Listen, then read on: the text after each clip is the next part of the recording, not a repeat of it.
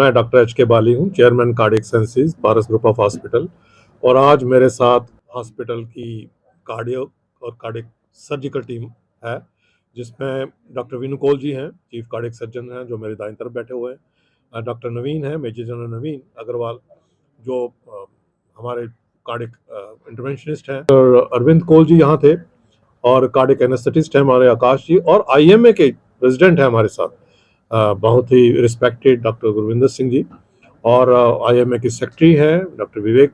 और हम सब मिलके आज जनरल पब्लिक को ये बताना चाहते हैं कि जिन लोगों का एओर्टिक वाल्व सिकुड़ गया है और वो सिम्टम्स प्रोड्यूस कर रहा है, उन लोगों में हम transcutaneous aortic valve replacement safely, effectively आज के दिन कर सकते हैं। और पिछले 5 सालों से ये वाल्व इस रीजन में रिप्लेस हो रहा है, और अब ये एक्सपीरियंस जो है काफ़ी हो गया। मल्टीपल पेशेंट्स में ये वाल्व रिप्लेसमेंट किया जा चुका है हमारे सेंटर में, और उसके रिजल्ट बड़े अच्छे हैं। तो आपके माध्यम से मैं ये कहना चाहूँगा कि किसी भी पेशेंट को अगर एओर्टिक स्टेनोसिस है, एल्डरली है, मल्टीपल कोमॉर्बिडिटीज है, सर्जिकल रिस्क ज़्यादा है, तो ऐसे पेशेंट्स को हार्ट टीम की तरफ से इवेल्यूएट करना चाहिए, जिसमें cardiac surgeon, cardiac anaesthetist, interventionist और इंटेंसिविस्ट आते हैं।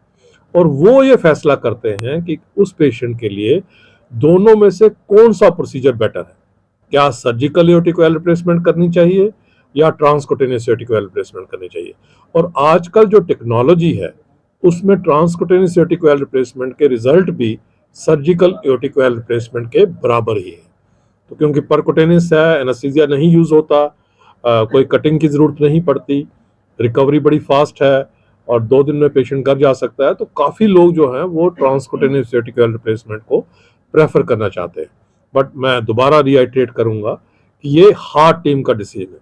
इसमें सर्जन का रोल, एनेस्थेटिस्ट का रोल बड़ा इंपॉर्टेंट है। इवेल्यूएट करते हैं हम अच्छी तरह से कि कौन सा टेक्निक उनके लिए बेटर है, और अगर सर्जरी हाई रिस्क है तो कैसे उनमें रिस्क को कम किया जा सकता है और ट्रांसकुटेनियस एओर्टिक वाल्व रिप्लेसमेंट किया जा सकता है। ऐसे मरीजों में जिनका 10-12 साल 15 साल पहले सर्जिकल एओर्टिक वाल्व रिप्लेसमेंट हुआ था बायोप्रोस्थेटिक वाल्व से, और वो वाल्व भी सिकुड़ गया है या लीक करता है, उनमें भी ट्रांसकुटेनियसली एओर्टिक वाल्व रिप्लेसमेंट किया जा सकता है, जिसको हम कहते हैं वाल्व इन वाल्व। ऐसा भी एक्सपीरियंस हमारे सेंटर में है, और ये टीम अप्रोच है, इसमें मल्टीपल इंटरवेंशनिस्ट चाहिए, और जैसा मैंने बोला कि हम हार्ट टीम से इसका इलाज करते हैं। तो पेशेंट में ये अवेयरनेस ज़रूरी है कि इन पेशेंट्स को इवेल्यूएट होना चाहिए, इन्वेस्टिगेट कराना चाहिए, इकोकार्डियोग्राफी करानी चाहिए, और उसका इलाज आज के दिन में मुमकिन, even in more than 90 years of age में भी ये प्रोसीजर किया जा सकता है सेफली, इसमें कोई प्रॉब्लम नहीं। ये कौन सी एज ग्रुप में ज़्यादा प्रॉब्लम पाई जाती है? देखिए 3 कारण है वाल्व को सिकुड़ने में। उसमें से कॉमनेस्ट जो है वो डीजनरेटिव एओर्टिक वाल्व, वो एल्डरली लोगों में पाया जाता है, और 65 साल से ज़्यादा या जैसे जैसे उम्र बढ़ती जाती है इसकी प्रेवलेंस बढ़ती जाती है। 80 ईयर्स के ज़्यादा 4% लोगों 2% लोगों को होता है, और 90 ईयर्स के ज़्यादा 4% लोगों को ये वाल्व की प्रॉब्लम होती है, जिनको इलाज कराने की ज़रूरत है। तो आप समझ सकते हैं कि काफ़ी लोग हैं हमारे पॉपुलेशन में जिनको ये बीमारी है, या तो उनको अवेयरनेस नहीं है, या वो इवेल्यूएट नहीं हुए, और वो बेडरिडन हो जाते हैं, उनको मल्टीपल और दिक्कतें आना शुरू हो जाती हैं।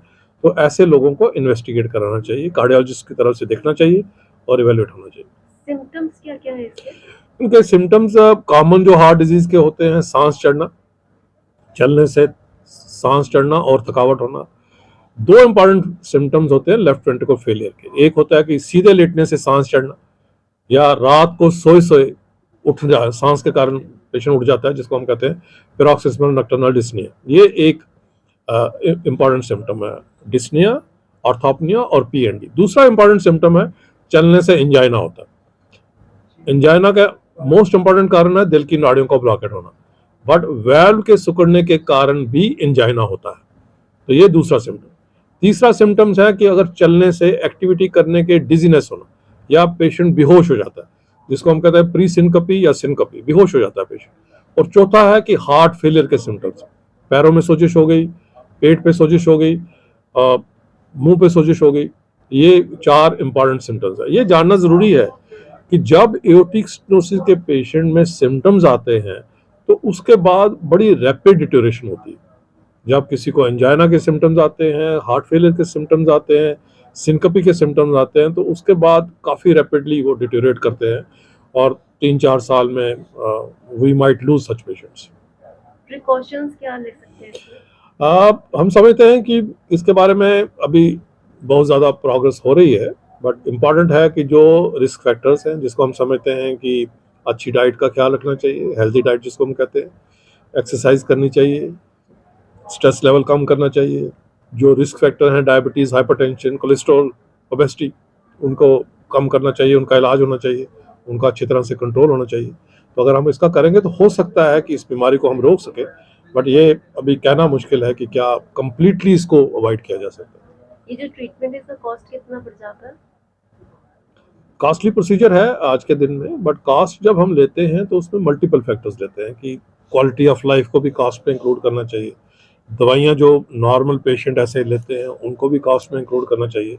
बार बार जो पेशेंट हॉस्पिटलाइज होते हैं वो भी कॉस्ट फैक्टर है।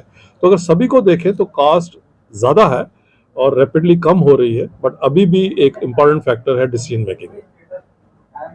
आपके अलावा कोई और हॉस्पिटल कर रहा है ये सच में? यहाँ पे हो रहे हैं हॉस्पिटल में, बट इक्का दुक्का हो रहे हैं और जितना एक्सपीरियंस हमारे सेंटर में है उतना इस रीजन में किसी को नहीं।